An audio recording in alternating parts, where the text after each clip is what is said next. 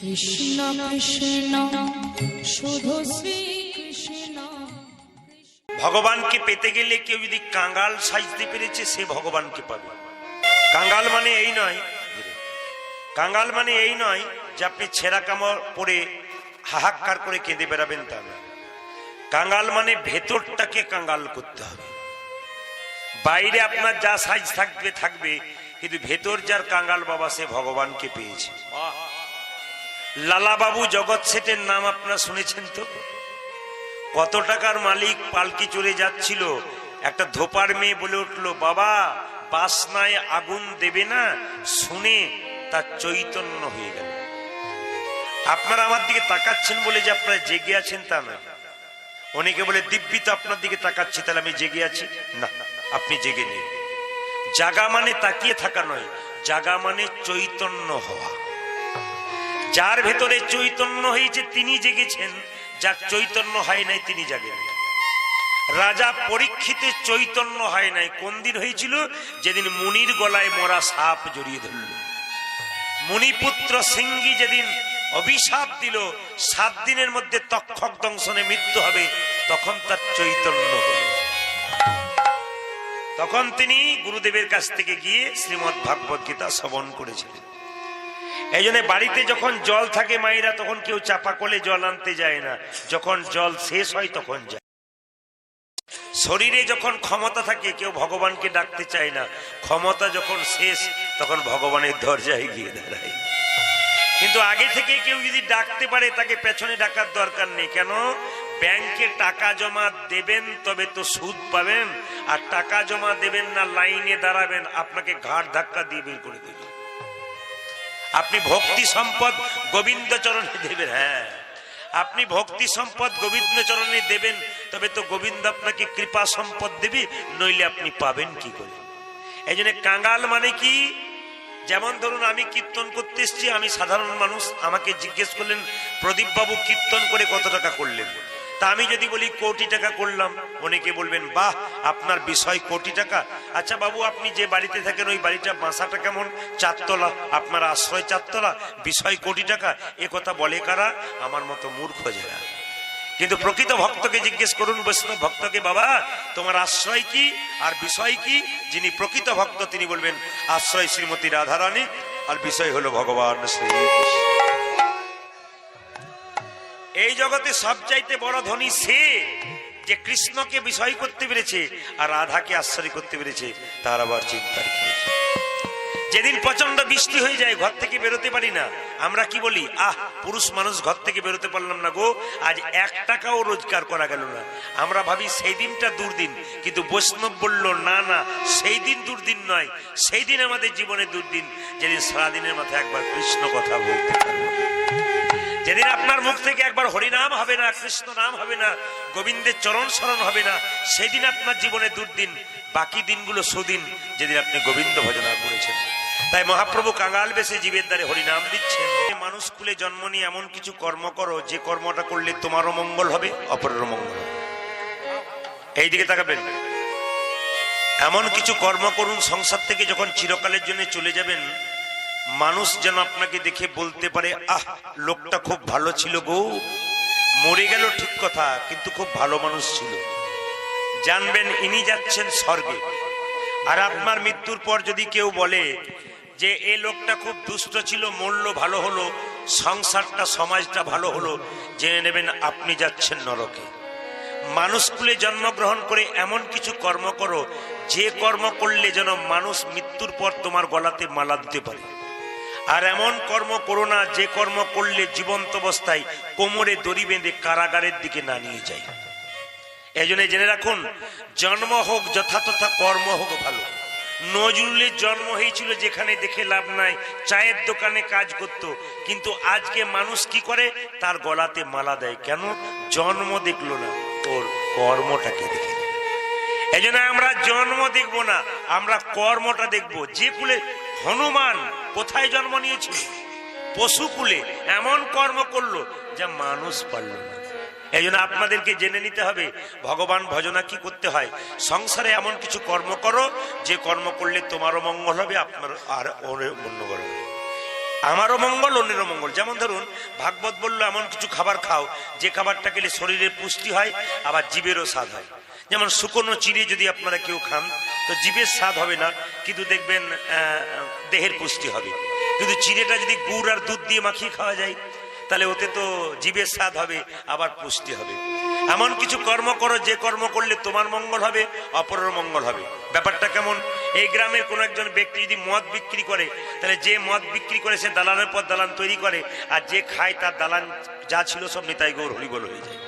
তাহলে সেই ব্যক্তি যদি মদ বিক্রি বন্ধ করে দুধ বিক্রি করে, তাহলে যে দুধ খায় তারও মঙ্গল হয়, শরীরে পুষ্টি হয়, আর যে বিক্রি করে তারও টাকা হয়। তাহলে দুধ হলো, হরিনাম হলো দুধের মতো, যে করাচ্ছে তারও মঙ্গল। আমরা গাইছি আমাদেরও মঙ্গল, আপনারা শুনছেন নিতাই গৌর হরিবল হরিবল। এই জন্য যিনি কলিযুগের ভগবান গৌর হরি, তিনি নিতাই চাঁদকে দিয়ে জীবের দ্বারে হরিনাম দিচ্ছেন। কাল সকাল থেকে যে যাকে দেখবেন জয় নিতাই বলবেন। আপনার তো অনেকবার নেটে প্রচুর গান শুনে বসে আছেন, একজন একজনকে দেখলে জয় নিতাই বলবেন। মোবাইলের যে রিংটোনটা হয় না, হিন্দি সিনেমার গান, বাংলা সিনেমার গান দেবেন না, হরিনাম সংকীর্তনের মোবাইল রিংটোন দিন। আপনি রিংটোনটা দিলেন, আপনাকে যে কল করছে সে যদি বলে কবে থেকে এত বড় ভক্ত হলি রে, আপনি বলবেন আজ থেকে হলাম, তুইও হয়ে যা। ও দেখবেন বারবার ঠাট্টা করবে, কিন্তু ঠাট্টা করতে করতে ও একদিন দেখবে আপনার চেয়ে আরো সুন্দর রিংটোন দিয়ে দিয়েছে। মোবাইলে হ্যালো না বলে যদি জয় নিতাই বলেন, ক্ষতি কি? হ্যালো, কে বলছেন? আরে জয় নিতাই, আপনি বলুন। যদি বন্ধু বলে কবে থেকে নিতাইয়ের লোক হলি, বলে আজ থেকে হলাম, তুইও আরম্ভ করে দে। প্রথম প্রথম ঠাট্টা করবে, কিন্তু এক সময় কি হবে না, বলতে বলতে বলতে বলতে শুনতে শুনতে শুনতে শুনতে সে একজন নিতাই গৌর হরিবল হরিবল হরিবল। এই জন্য বাবা আপনাদেরকে বলে রাখি, কিছু সংসারে কাজ আছে যেগুলো ভালো করে করুন, সংসার সুন্দর হবে। যেমন মায়েরা, সংসার সুখের হয় রমণীর গুণে, নাকি? কিন্তু জেনে রাখুন, সব রমণীর গুণে সংসার সুখের হয় না। যে মেয়েটি সকাল থেকে স্বামীর সঙ্গে সন্ধে পর্যন্ত ঝগড়া করে, তার গুণে হয়। দু চারজন বলছে হ্যাঁ না, মানে দু একজন হাত ইশারা করছে, না হয় না। দু চারজন অন্যদিকে মন দিয়েছিল, বলছে আমরা অত ভালো করে বুঝি নাই, এমনি করে ফেললাম, পরে বুঝে বলবো। এই যে দেখান, সংসার সুখের হয় রমণীর গুণে, কিন্তু স্বামী স্ত্রী ঝগড়া লেগে থাকলে সংসার সুখের হয়। যে স্বামীটা সকালবেলায় কাজে যাচ্ছে, বলছে শুনছো গো আমি কাজে যাই, মেয়েটি কি করলো, তুলসী তলা থেকে কাঁচা মাটি এনে স্বামীর কপালে দিয়ে বলল, যাই বলতে নেই, যাই বলতে নেই, 80 বলতে হয়। 100 টাকা রোজগার করো, 500 টাকার দরকার নাই, সৎ পথে করো, মাছ ভাত খাবো না, শাক ভাত খাবো, তবু যেন সুখের খাওয়া। যদি এই মনোবৃত্তি কারো মধ্যে থাকে, তবে তার বড় হবার লক্ষণ আছে। বড় হবে যদি, ছোট হও তবে। হ্যাঁ, জয়নিতাই, আবার অতি ছোট হইও না, তাহলে ছাগলে না না, ওটা আলাদা কথা, গাছের কথা বলছে। কিন্তু না না, শাস্ত্র বলছে যত ছোট হতে পারবে তত ভগবানকে পাবে। দেবতাদের মধ্যে সব দেবতা সিংহাসনে বসতো, একজন দেবতার নিচে বসতো, আপনাদের নিশ্চয় অজানা নয়। তিনি কে বলুন তো? বাবা ভোলানাথ।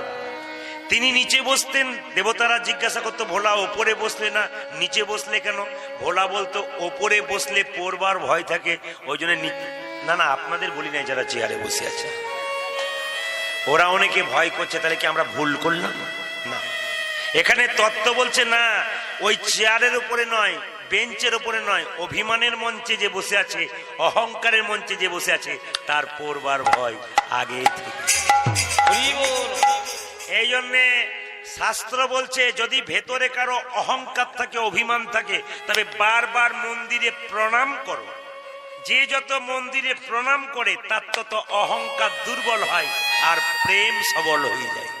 এই জন্য যখনই মন্দিরের পাশ দিয়ে বেরোবেন, যখনই সাধুগুরু বৈষ্ণব দেখবেন, মাথাটা নিচু করবেন।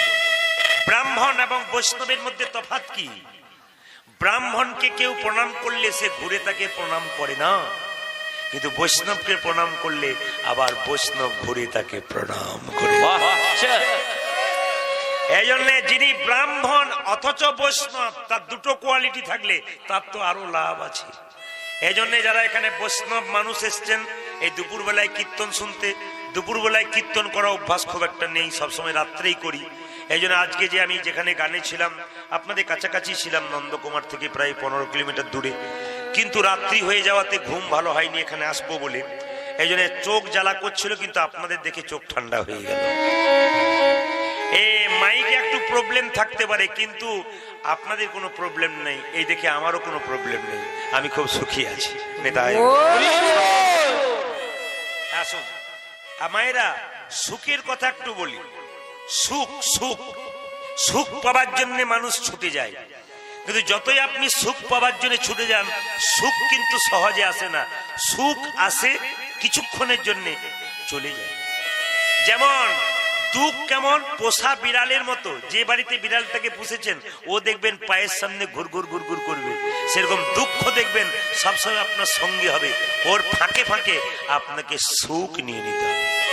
কে গো তুমি কাঙাল বেশে দেশ বিদেশে ঘোরে বেড়া, কে গো তুমি কাঙাল বেশে দেশ বিদেশে ঘুরে বেড়াও, কে গো তুমি কাঙাল বেশে বলে না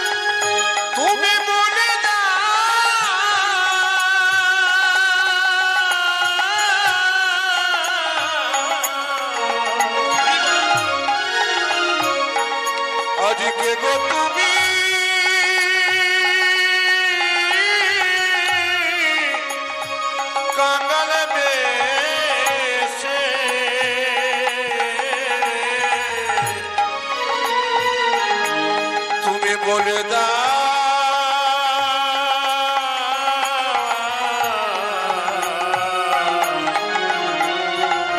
কে গো তুমি, কে গো তুমি কাঙাল ঘুরে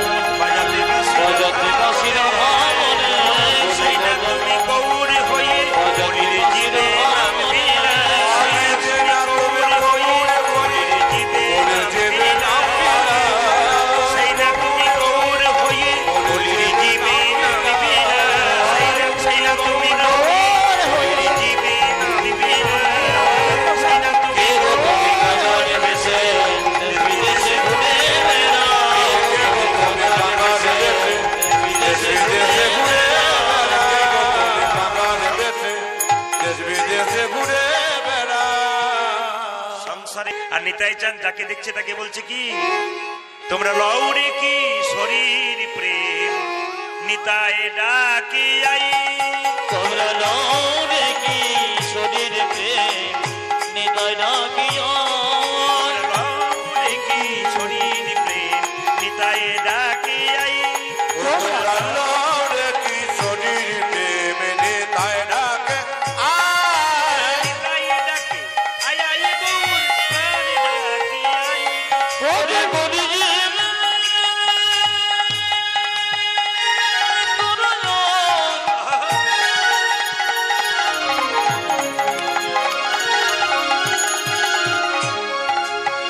আয় তোরা কি কি নামে নিবি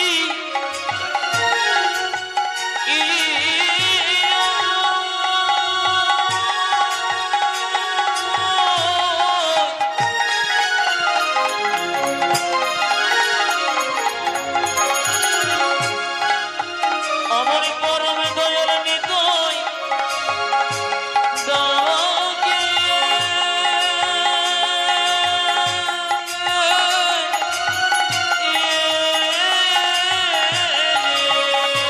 আমার নিতাই ডাকে আই আই আই তোমরা লৌরে কি শরীর প্রেম নিতাই ডাকি আই। লড়ে কি শরীর প্রেমে নিতাই ডাকে আয়। শান্তিপুর ডুবু ডুবু নদী ভেসে যাই। ও যে শান্তিপুর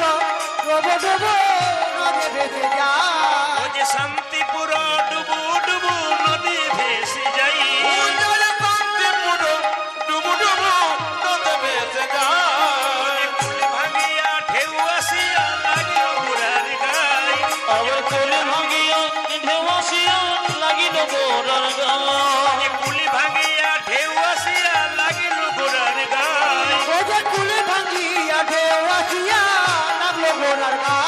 তোমরা লড়ে কি শরীর প্রেমে নিতাই ডাকি আয়। লড়ে কি শরীর প্রেমে নিতাই ডাকে আয়। দয়াল নিতাই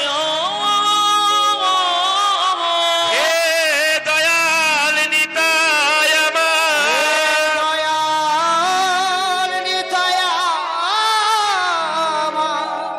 একটু বাড়াও না, কখন থেকে বলছি তোমাকে। কাল সকাল থেকে ছেড়ে দাও।